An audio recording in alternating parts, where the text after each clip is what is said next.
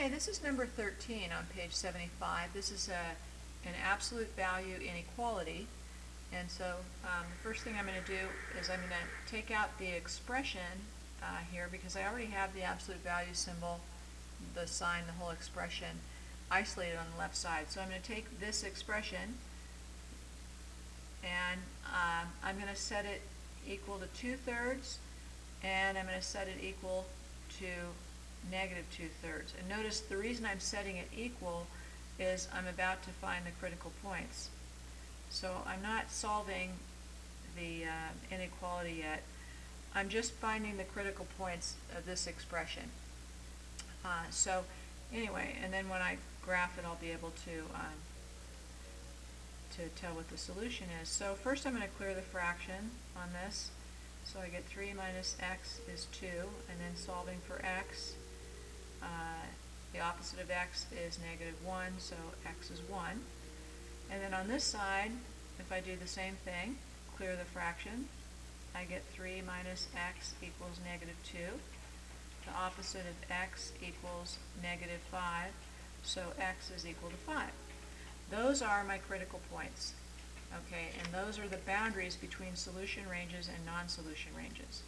So I draw my number line. I'm going to put my critical point of 1 and 5 in, and I'm going to put a 0 for a reference. And because this is a greater than or equal to, the 1 and the 5 will be in the solution, will be part of the solution.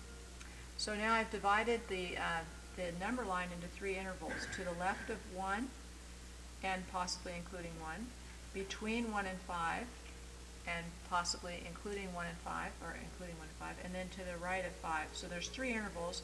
I want to test a value in each. The easiest thing to do first is to test 0.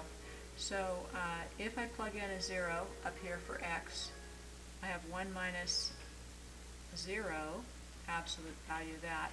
How does that compare in the original inequality to 2/3?